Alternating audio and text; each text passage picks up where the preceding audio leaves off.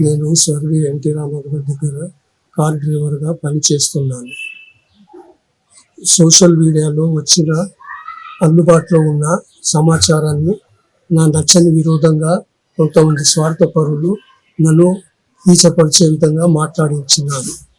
దానికి కొంతకాలంగా స్వార్థపరులు ప్రభుత్వం పెట్టి ప్రయోజనాల కోసం స్విచ్ పలికించబడింది.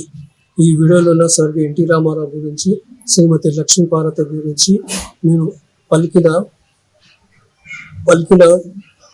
మాటలు పూర్తిగా సత్యాదూరము. వాస్తవాలు ప్రస్తుతము నేను పూర్తిగా వాస్తతో సౌహార్దంతో సంపూర్ణ ఆరోగ్యంతో ఎవరి ఒత్తిడి లేకుండా నా మనస్సాక్షిగా పలికించబడుతున్నది.